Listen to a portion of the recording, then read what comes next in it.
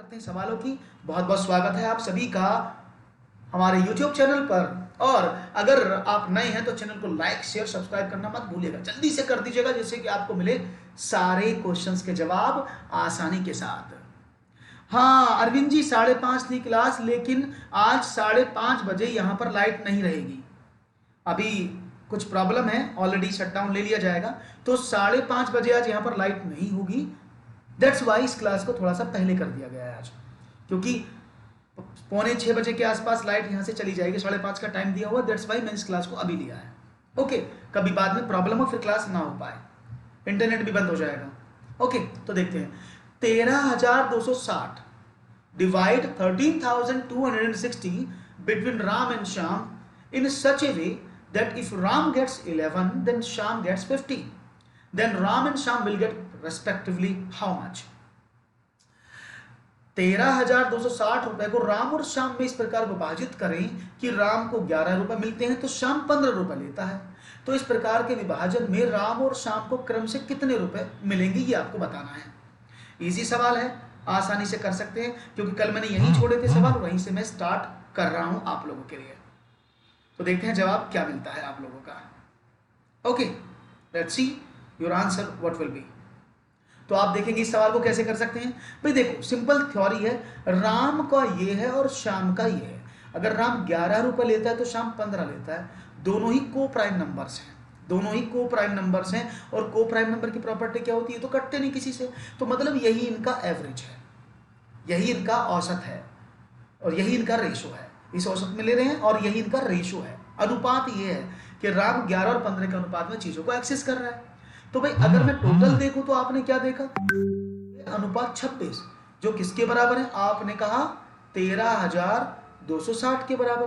तो एक अनुपात किसके बराबर होगा, तो 13,260 में हमने 26 का भाग कर दिया है ना। तो 20 पंजे 100 और 6 पंजे 30, तो 5 बार कटा जो 130 बनता है, और 26 एकम 26 0, यानी एक अनुपात का वैल्यू कितना है, 510 रुपए।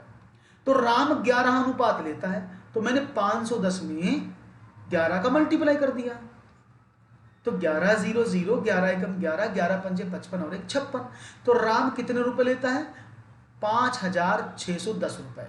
तो ये को राम पहले है तो राम के पैसे पहले आएंगे, तो राइट ऑप्शन क्या होगा, बी, क्योंकि राम लेता है 5,610 रुपए।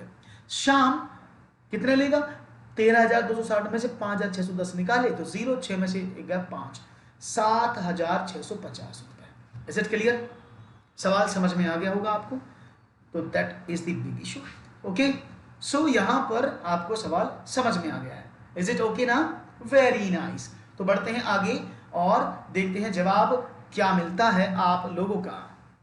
लेट्स सी नेक्स्ट क्वेश्चन आपके स्क्रीन पर। निम्न में से कौन सा कथन असत्य है? Which one of the given statement is not true?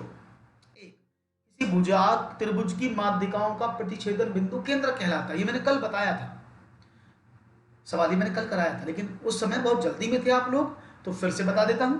किसी त्रिभुज की माध्यिकाओं का प्रतिच्छेद बिंदु केंद्र कहलाता है।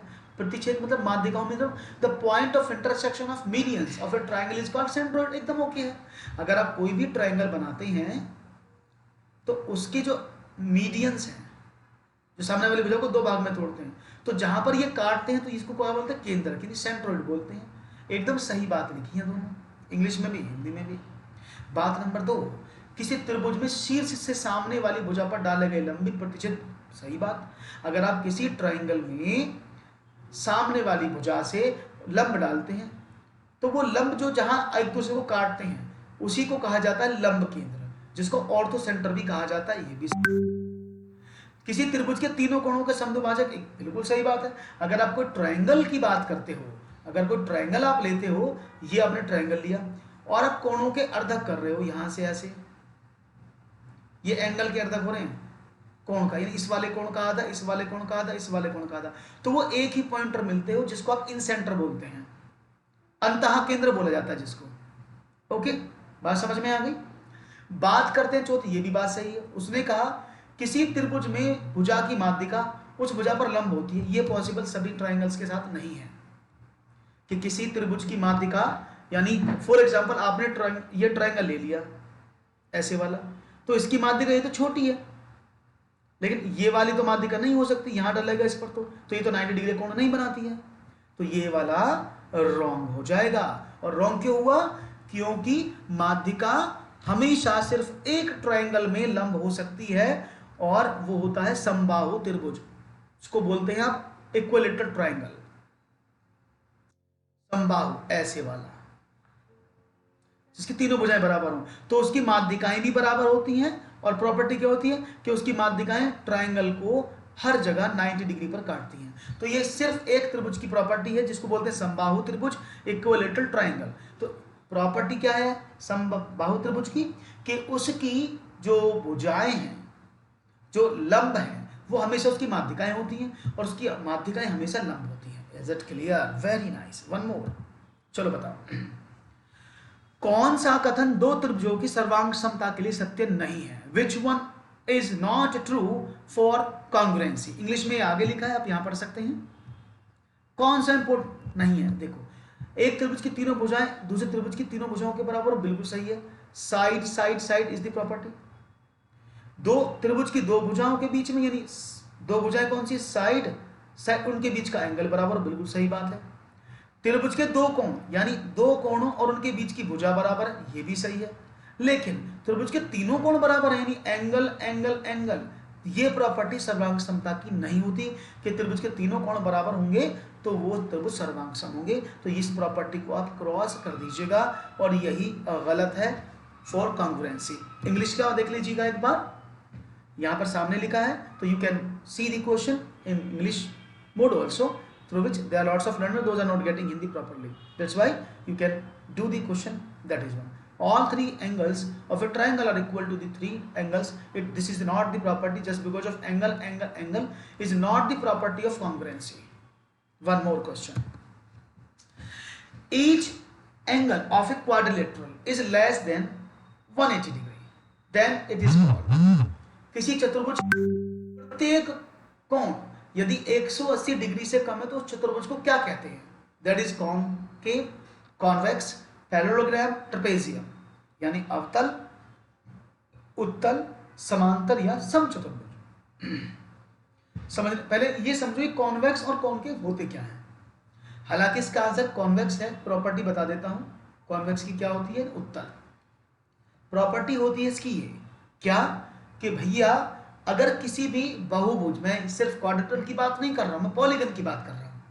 अगर किसी भी बहुभुज की आप बात करें और उसमें सारे कोण 180 डिग्री से कम हो, तो वो हमेशा क्या कहलाएगा? कॉन्वेक्स, उत्तल आकृति या कॉन्वेक्स पॉलीगन कहलाएगा। लेकिन फिर आप कहेंगे सर ऐसा कहां पॉसिबल है कि एंगल जो है वो 180 से बड़े हो सकते हैं? मैं एक आकृति बना देता हूं आपके सामने। मैंने एक आकृति आपके सामने बनाई, ये वाली।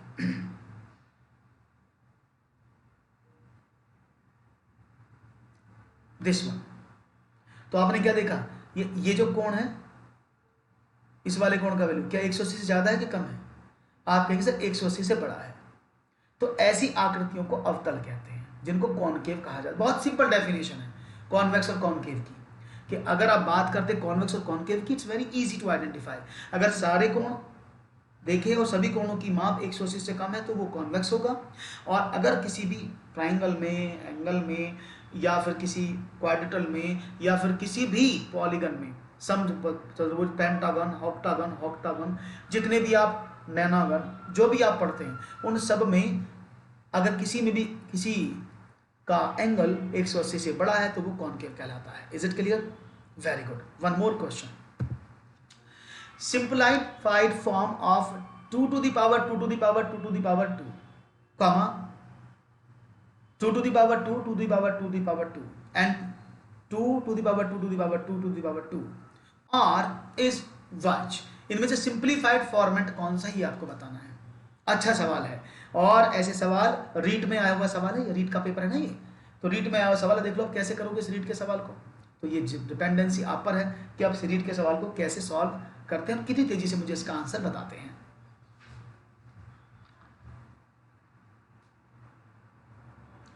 देखते हैं जवाब क्या मिलता है। Okay, let's see. देखो, इस सवाल को करने के लिए आप पहले आंसर कर लें, मैं इसकी बात करता हूं। इसका मतलब क्या है, देखो 2 की पावर 2, ब्रैकेट नहीं है तो पहले नीचे से सॉल्व करते हैं, ब्रैकेट होता तो ऊपर से सॉल्व करते हैं। इसको करें 2 की पावर 2 कितना होता है, आपने कहा सर 2 की पावर 2 4, ऐसे तो करोगे, लेकिन नीचे से नहीं करना है। क्या करेंगे, देखो 2 की पावर की मैं बात कर रहा था, तो क्या हुआ, पावर की पावर चल रही है, तो 2 दूनी 4 और 4 की पावर 2 दैट इज 16। कैसे होता है, 2 की पावर 2 4 की पावर 2 दैट इज 4 चौक 16। तो पहले वाले का वैल्यू बनेगा 2 की पावर 16, कॉमा इसकी बात करते हैं, तो 2 दूनी 4 की पावर 2 दूनी 4। इसकी बात करते हैं तीसरे वाले की, 2 दूनी 4 चौक 16 की पावर 2। तो पहले वाले में कंफ्यूजन हो सकता है आपको, बाकी सब सही लिखे हैं। इसको करने में प्रॉब्लम हो सकता है क्योंकि 2 की पावर पर कहीं ब्रैकेट नहीं लगा है। तो हमेशा जब पावर, किसी भी अंक की पावर आप सॉल्व करते हैं तो हमेशा याद रखिएगा पावर नीचे से सॉल्व होना शुरू होती है, यहां से। ऐसे मत करना, आप चाहें तो यहां से भी कर सकते हैं, कोई प्रॉब्लम नहीं है। देखो 2 की पावर कितना हो जाएगा, 2 दूनी 4 और 2 की पावर 4 का मतलब कितना होता है, 2 दूनी 4 दूनी 8 दूनी 16। तो 2 की पावर 16 आप यहां से भी ले सकते हैं, चॉइस ऑलवेज बी योर्स। तो अब यहां से करें चाहे यहां से करें, लेकिन पहले पावर को सॉल्व करना, बेस को बाद में करेंगे। और क्योंकि बेस यहां पर रुका हुआ है, तो right option is A. One more question for you, factor of expression x square minus 2xy plus y square minus z square are what. अच्छा सवाल है, इंपॉर्टेंट क्वेश्चन है क्योंकि एग्जाम में भी आ चुका है, इंपॉर्टेंट भी है। तो x square minus 2xy plus y square minus z square are what, इनमें से कौन सा सवाल सही होगा, कौन सा जवाब आप सही देना चाहेंगे। तो देखते हैं आपका जवाब क्या मिलता है, लेट्स सी।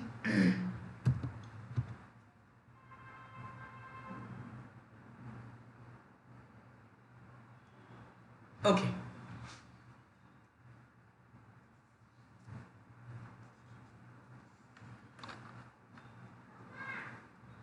देखते हैं जवाब। देखो समझो, अगर मैं इसकी बात करता हूं तो आपने क्या देखा, कुछ कुछ ऐसा लग रहा है ना, ये ऐसे लिखा है x square plus y square minus 2xy और साथ में जेड स्क्वायर लिखा है। तो ये किसका फॉर्मूला बना, आपने कहा सर ये तो कुछ जाना पहचाना सा लगा कि एक्स माइनस वाई का स्क्वायर लिखा है सर, ये तो लिखा है, और माइनस का जेड स्क्वायर ये लिखा है। अब आपको क्या पता लगा भाई, ए स्क्वायर माइनस बी स्क्वायर तो क्या होता है, एक बार जोड़ दो और एक बार घटा दो, हो गया सवाल। यानी x minus y plus z या x minus y minus z, this is the answer. कितना इजी सवाल था। अगर आप इसको फैक्टर करने लगेंगे तो टाइम लगेगा, सिंपल अपना फॉर्मूला लगाओ, इसका आंसर पाओ। विदाउट पेन इसका आंसर आप निकाल सकते थे, जो कि आपके सामने आया। कोई प्रॉब्लम नहीं है इसमें करने में। तो चलो बढ़ते हैं आगे और एक और सवाल आपके समक्ष रखते हैं। Okay, let's start one more question for you guys. Here we go for new question. ax square plus bx plus c बराबर 0 is an identity in x, then ax square plus bx plus c बराबर 0 है, एक identity x है, तो x का value क्या होगा। ये सब जानते हैं ना, सबने पढ़ा है ना श्रीधराचार्य।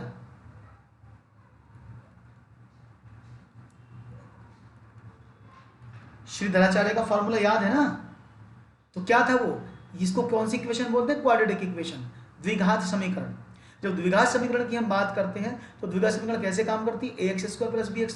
तो जब x की वैल्यू निकालते तो क्या फॉर्मूला था, माइनस का b plus minus b square minus 4ac upon 2। ऐसे तो निकालते थे किसी भी संख्या के रूट, किसी भी दी हुई समीकरण के रूट निकालने का तरीका यही तो था, पुट कर दिया आपने। तो राइट ऑप्शन कौन सा है, that is the first option, that is minus b plus minus b square minus 4ac upon 2a is the identity of x। x को इवेल्युएट करने का x का वैल्यू इसके बराबर होता है। समझ गए सवाल, अच्छा सवाल समझे आप। तो एक और क्वेश्चन आपकी स्क्रीन पर ये रहा। क्वेश्चन है, एक भिन्न है जिसका अंश हर से 2 कम है, यदि इसके अंश में से 2 घटाया जाए और 2 जोड़ा जाए तो प्राप्त भिन्न 1/3 हो गई। प्रारंभिक भिन्न क्या है? अब ऐसे सवालों को करते समय आपको बहुत ही शॉर्ट तरीका बताऊं, हालांकि आप भिन्न मान सकते हैं, a/b, उसमें 2 जोड़ेंगे, लेकिन एग्जामिनेशन में थोड़ा सा प्रॉब्लम हो जाता है। तो सबसे पहले उसने देखा कि न्यूमरेटर का फ्रैक्शन 2 है, अंतर 2 है, अंश हर से 2 कम, यानी अंश जो है हर से 2 छोटा है। तो देखें 9 7 2, 5 3 2, 5 7 2, 3 1 2, यानी ये तो सही लिखा है, यानी सारी भिन्न इस प्रॉपर्टी को फॉलो कर रही हैं। उसने कहा we subtract 2 from the numerator. तो अब देखो पहली भिन्न मैंने ली 7/9। उसने कहा मैंने 2 नीचे से वाली से घटाया और हर में 2 जोड़ दिया, तो क्या बना 9/7। उसने कहा ये भिन्न नहीं आनी चाहिए, फ्रैक्शन क्या आना चाहिए, 1/3 आना चाहिए, तो ये तो नहीं बना रहा। 3/5 में देखते हैं, ऊपर वाली में 2 जोड़ना था, नीचे वाली से 2 घटाना था, 3 और 2 5/3, ये भी नहीं बना रहा। इसको देखते हैं, इसमें 2 जोड़ दिया, नीचे 2 घटा दिया, तो 7/4 5, ये भी नहीं बना रहा। इसको देखते हैं, 1 में 2 जोड़ दिया और 3 में से 2 घटा दिया,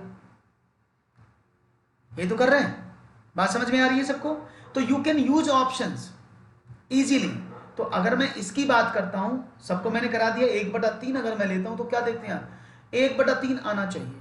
तो नई भिन्न भी 1/3 है, तो क्या आप देख पा रहे हैं 1/3 है? नो। तो क्या करें, 1/3 तो होगी नहीं किसी कंडीशन पे। तो आपने क्या देखा, उसने बोला हर में से कर दो 2 कम, अंश में से 2, हर में 2 जोड़ दो, ऐसे। ये आप करके देख सकते हैं हर किसी भिन्न में, तो आपको पता लग जाएगा कि आपका सवाल क्या बन रहा है। तो शायद आप देख पा रहे हो इस भिन्न को, तो 5 में से 2 गया 3 और 7 में 2 जोड़ा तो 9 = 1/3। इजी हैंडल कर सकते हैं आप, बस आपको चीजें समझ में आनी चाहिए। अदरवाइज आप ऐसे भी कर सकते थे, लेकिन यहाँ यूट्यूब पर इतना लंबा लेक्चर आप नहीं पढ़ना चाहेंगे। That's why you can use the options by these types of questions. Otherwise आप x/y मानते, x जो है y से 2 कम है, तो x आप करते x/x - 2/x, देन आप इसमें ऊपर 2 जोड़ते, 2 कम करते, 1/3 के बराबर रखते, you will get the answer. आप ऐसे भी कर सकते थे। एक और सवाल, क्वेश्चन है if we divide x⁴ - y⁴ by x - y, then the quotient and remainder are respectively। तो क्वोशिएंट क्या बचेगा, यानी अगर x की पावर 4 माइनस y की पावर 4 को x माइनस y से भाग दिया जाए तो भागफल और शेष क्या होंगे। इजी सवाल है, देखते हैं क्या करते हैं आप। तो ऐसे सवाल को मैं आपको क्लियर कर देता हूं जिससे कि कोई प्रॉब्लम ना रहे। तो देखो जब ऐसा सवाल मिलता है तो आपके सामने क्या है, x² माइनस y² और x² प्लस y², मैं इसको कर सकता हूं ना, क्योंकि a² का स्क्वायर b² का स्क्वायर, एक बार जोड़ दिया एक बार घटा दिया, तो ये बना x माइनस वाई से डिवाइड। अब फिर से ओपन कर दिया मैंने इसको, क्या बना x माइनस का y, x प्लस का y, क्योंकि ये x² माइनस y² का फॉर्मूला बन गया। और ये क्या बना x² plus y² upon x minus का y। इससे तो ये कट गया, पूरा पूरा कट गया, तो रिमाइंडर तो 0 बचेगा, तो फिक्स हो गया। यानी ये दोनों ऑप्शन तो आपके यहीं खत्म हो गए, रिमाइंडर 0। अब आपको देखना इनमें से कौन सा आ रहा है, अब खुद दिमाग लगाओ, क्या इस पूरी डिजिट में कहीं नेगेटिव है? क्या इस पूरे सवाल में x प्लस वाई में आपको x² प्लस y² का मल्टीप्लाई करना है, तो क्या इसमें कोई नेगेटिव सिंबल आया? बोले नहीं, लेकिन यहां पर तो नेगेटिव आ रहा है, तो ये तो बिल्कुल नहीं होगा। तो राइट ऑप्शन विदाउट मल्टीप्लीकेशन आप निकाल सकते हैं। रीड का सवाल इतनी आसानी से आप सॉल्व कर सकते हैं। ये बात समझ में आ गई? कोई प्रॉब्लम तो नहीं किसी को? Great, you have given a great answer. Okay, very nice. तो वन मोर क्वेश्चन, तैयार हो? तो क्या तैयार है? अब तो हम करेंगे बाय बाय। अगर सेशन आपको अच्छा लगा हो तो लाइक शेयर जरूर कर दीजिएगा और आगे बढ़ाइएगा, और चैनल पर लाइक जरूर करिएगा वीडियो को, साथ में अपने फ्रेंड्स को शेयर कर दीजिएगा। तो चलिए, बहुत बहुत धन्यवाद आप सभी का जुड़ने का। अब मुलाकात होगी आपसे नेक्स्ट सेशन में, तब तक के लिए दीजिएगा इजाजत। नमस्कार, कल 5:30 बजे, तब तक के लिए जय हिंद, जय भारत, नमस्कार, शुक्रिया, थैंक यू।